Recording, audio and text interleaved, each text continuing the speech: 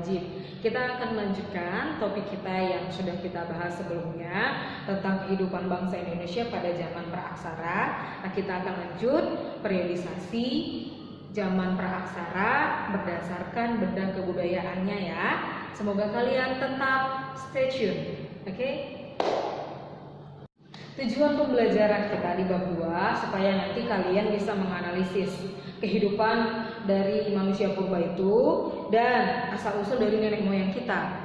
Kemudian nanti setelah kalian analisis, kalian paham apa yang sudah kita pelajari tentang hasil dan juga nilai-nilai kebudayaan mereka. Kemudian kalau nanti ada ibu kasih kalian tugas, kalian bisa menyajikan informasi tentang kehidupan manusia di zaman praaksara dan juga bisa menyajikan hasil-hasil kebudayaannya, nilai-nilai kebudayaan zaman praaksara itu yang berpengaruh bagi lingkungan kita saat ini. Oke? Periodisasi zaman praaksara berdasarkan benda budaya yang pertama itu adalah zaman batu.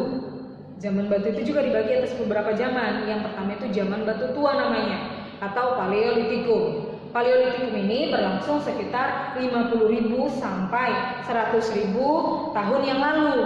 Dan manusia purba yang ditemukan di zaman batu tua ini ada manusia Peking, ada manusia Jawa. Kita lanjut lagi, oke?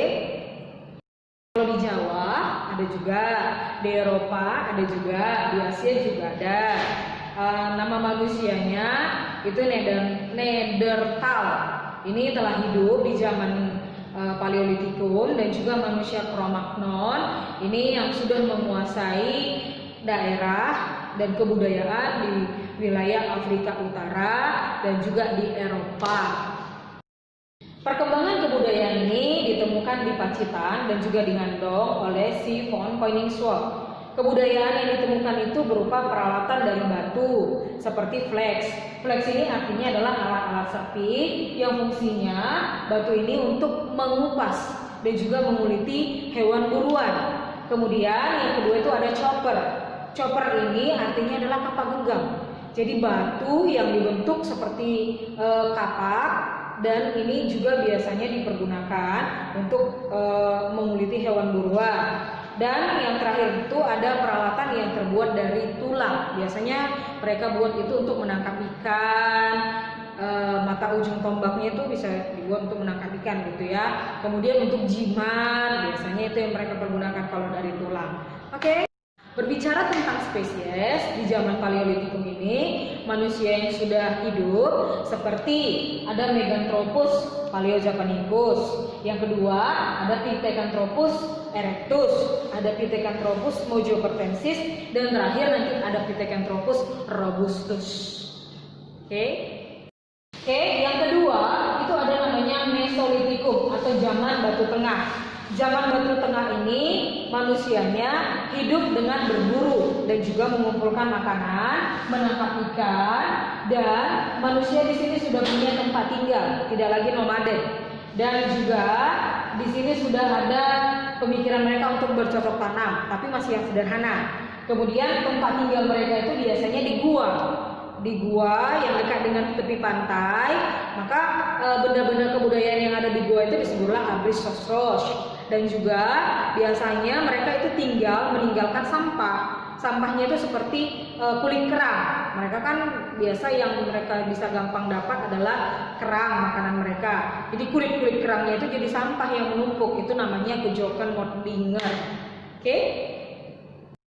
Zaman batu yang terakhir itu adalah zaman Megalitikum atau zaman batu besar. Kenapa zaman batu besar? Karena di zaman Megalitikum ini manusianya sudah mampu membuat peralatan itu dari batu yang besar. Oke, ini menurut si von Hennegelden ini Megalitikum itu masuk ke Indonesia ada 2 gelombang. Gelombang yang pertama sebutannya itu adalah megalitik tua. Jadi megalitik tua ini berlangsung sekitar 2500 sampai 1500 sebelum Masehi. Dan ini pendukungnya adalah kebudayaan Proto Melayu. Contohnya itu seperti menhir. Menhir ini adalah tugu batu, itu untuk menyembah roh nenek moyang. Kemudian ada punden berundang-undang. Punden berundang-undang ini adalah tempat mereka untuk menyembah nenek moyang. Dan ada juga yang namanya arca. Jadi arca ini berupa patung. Patungnya ini menyerupai dengan wajah nenek moyang mereka. Yang kedua, zaman megalitik muda. Ini menyebar sekitar 1000 sampai 100 sebelum Masehi. Jadi pendukungnya, kalau yang tadi adalah Proto Melayu, ini pendukungnya adalah Deutero Melayu, kebudayaan megalitik muda. Contoh bangunannya itu nggak beda jauh dengan megalitik tua. Ada di sana peti kubur, kemudian ada peti kuburnya ini terbuat dari batu ya. Kemudian ada dolmen. Dolmen ini adalah meja persembahan. Biasanya ini untuk meletakkan sesaji, untuk menyembah roh nenek moyang mereka. Ada waruga. Waruga ini sama dengan sarkofagus. Ini bentuknya adalah kubur batu. Kalau waruga itu bentuknya lebih kecil daripada sarkofagus. Kemudian ada juga arca, ada juga dikenal di sana seperti yang di zaman megalitik tua. Ada patung yang dibuat menyerupai roh nenek moyang mereka. Oke, yang terakhir, yang kedua setelah zaman batu ada zaman logam. Jadi kalau tadi zaman batu itu dibagi atas 4, zaman logam itu dibagi atas 3.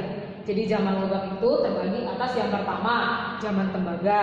Di zaman tembaga, ini manusianya sudah bisa membuat peralatan dari tembaga. Tadi bilang zaman tembaga. Yang kedua zaman perunggu. Karena manusianya sudah bisa membuat peralatan dari perunggu, seperti kapak corong, nekara, arcanya ini dari perunggu ya. Kemudian perhiasannya bukan dari emas, masih dari perunggu. Ada manik-manik, ada moko, dan juga ada bejana perunggu. Nah, kemudian yang terakhir adalah zaman besi. Kalau zaman besi ini adalah zaman terakhir pada masa praaksara di Indonesia.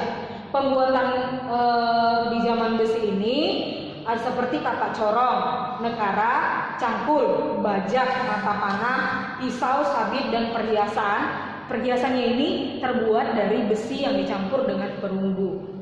Oke,